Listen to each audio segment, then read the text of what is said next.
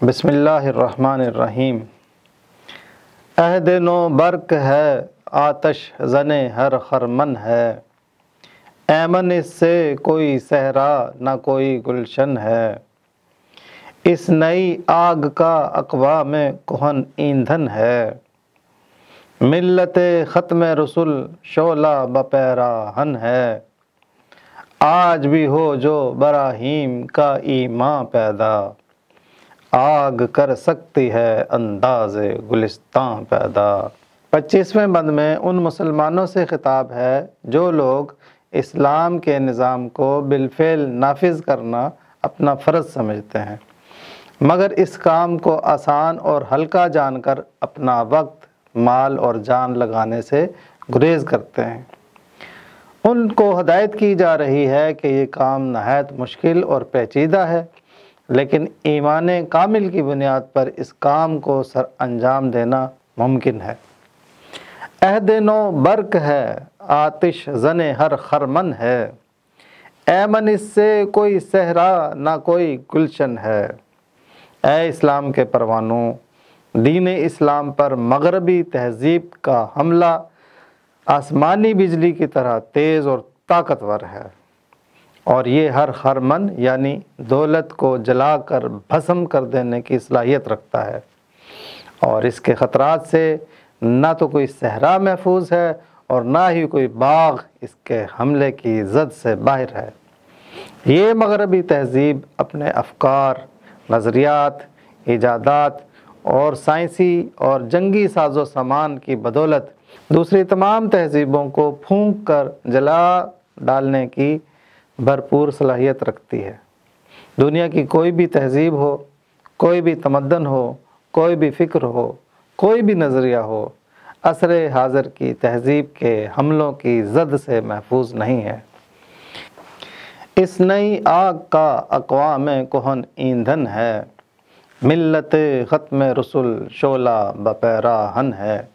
اے مسلمانوں، اس بات کو اچھی طرح سمجھ لو کہ یہ آگ جو مغربی تہذیب نے بھڑکائی ہے، تمام پرانی تہذیبیں اس کا ایندھن ہیں، اور یہ سب ان میں جل کر راکھ ہونے والی ہیں، اور بالخصوص آخری نبی صلی اللہ علیہ وآلہ وسلم کی امت کے کپڑوں میں آگ لگی ہے۔ یہ بات علامہ صاحب نے 1913 میں کہی تھی، جس کی تصدیق 80 سال بعد فوکوہاما کی 1992 میں لکھی گئی کتاب اینڈ آف ہسٹری سے ہوتی ہے، جس میں فوکوہاما جشن مناتا ہوا دکھائی دیتا ہے کہ روس کے خاتمے کے بعد یہ ثابت ہو گیا ہے کہ اب دنیا کی تمام تہذیبیں بشمول اسلام دم توڑ چکی ہیں، اور انسانیت کو اس کی معراج یعنی آزاد مغربی جمہوریت مل گئی ہے، اور اب تاریخ اپنے اختتام کو پہنچ چکی ہے۔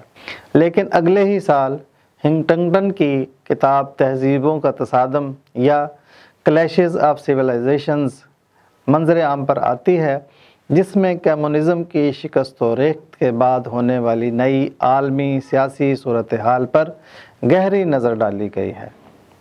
ہنٹنگٹن کے نزدیک عصر حاضر کی عالمی سیاست میں اقوام اور نظریات کی جگہ تہذیبوں نے لے لی ہے۔ سرد جنگ کے بعد دنیا میں عالمی سیاست کثیر تہذیبی ہو گئی ہے۔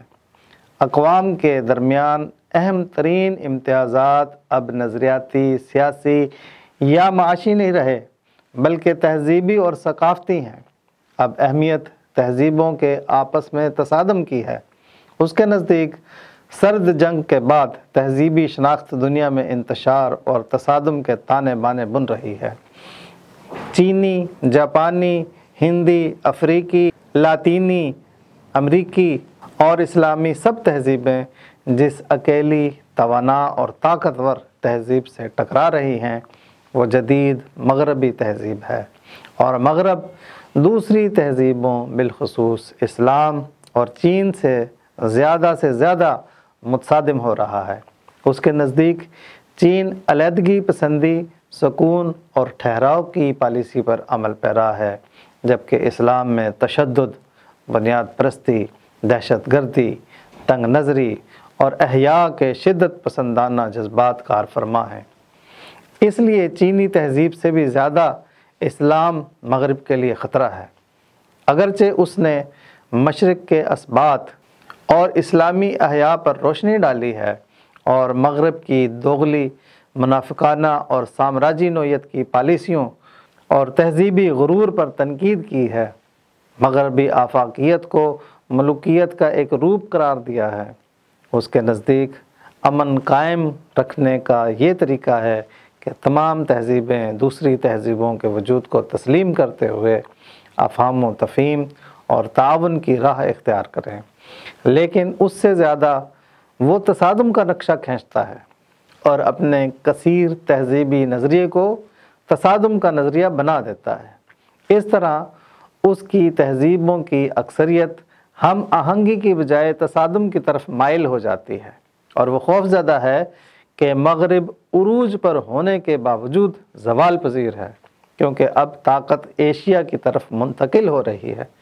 ان حالات میں مغرب کی بقا اس میں ہے کہ اہل مغرب اپنی تہذیبی برتری کا سکہ جما دیں اور وہ اپنی تہذیب کو آفاقی نہیں منفرد سمجھیں، غیر مغربی معاشروں بالخصوص چین اور اسلام کے خلاف متحد ہو جائیں، اپنے معاشی اور عسکری وسائل کا اظہار، دھمکیوں کا مہارت سے استعمال، چینی غلبے اور اسلامی احیاء کا مقابلہ متحد ہو کر کریں، چین کو اسلام اور بالخصوص پاکستان سے دور رکھنے کی کوشش کریں، اسلامی ممالک کی قوموں کے درمیان اختلافات کو ہوا دے کر دیگر مسلمانوں کو آپس میں لڑا دیں، اور مغربی تہذیب کے علاوہ ہر تہذیب کو ختم کر دیں یا اسے مغربی تہذیب میں ضم کر دیں۔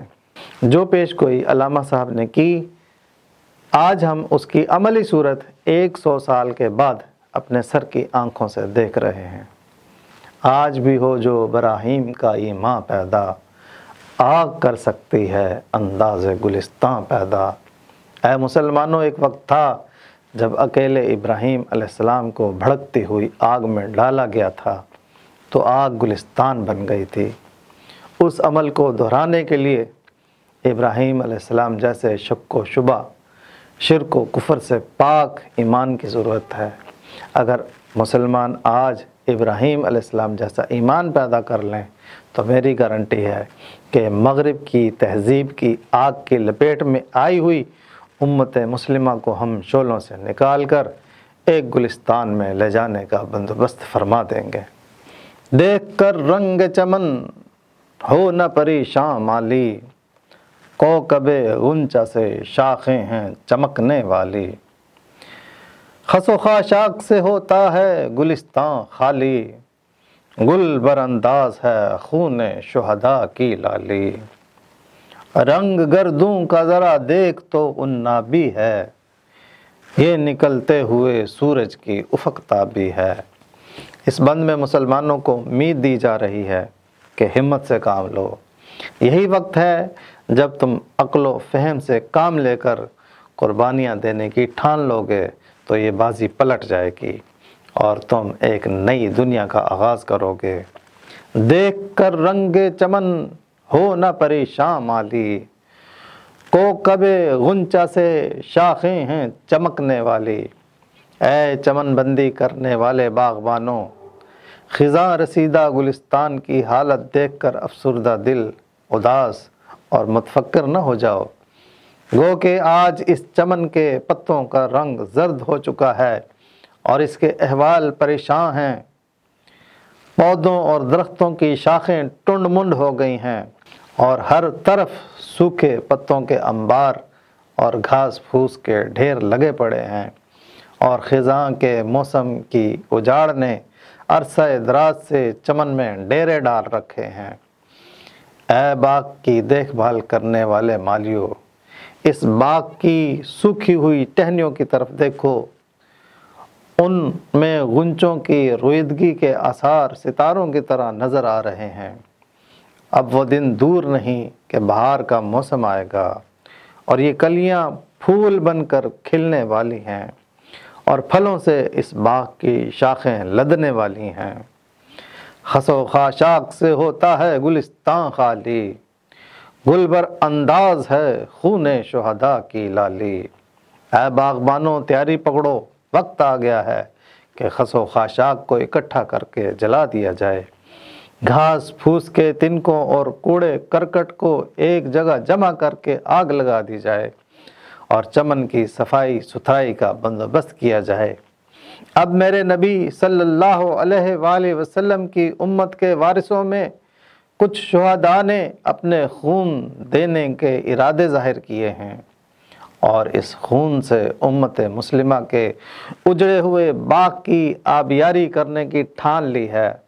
ان کے خون کی لالی سے اب چمن کے پھولوں میں رنگ نمایاں ہوگا اور اس کی خوشبو سے گلوں میں خوشبو عیاں ہو کر پوری دنیا میں پھیل جائے گی۔ رنگ گردوں کا ذرا دیکھ تو ان بھی ہے، یہ نکلتے ہوئے سورج کی افق تابی ہے۔ آسمان کی طرف دیکھو، اس کی طویل رات کی تاریک سیاہی ختم ہونے کو ہے اور آسمان کا رنگ سیاہی مائل گہرا سرخ ہو گیا ہے۔ یہ انابی رنگ جو افق کو روشن اور تاباں کر رہا ہے، اس بات کا پتہ دے رہا ہے کہ اب لمبی اور سیاہ رات ختم ہونے والی ہے اور صبح طلوع ہونے والی ہے۔ اے خواب خرگوش کے مزے لینے والوں، اٹھو، اب امت کی بیداری کا وقت ہو چلا ہے۔ ایک نئے سفر اور ایک نئی منزل کی تیاری شروع کر دو۔ دلیل صبح روشن ہے ستاروں کی تنکتا بھی، افق سے آفتاب ابھرا گیا دور گھراں خوابی۔ دیکھتے رہیں، کمنٹس کریں اور شیئر کریں۔ اقبال کی آواز عابد کے ساتھ۔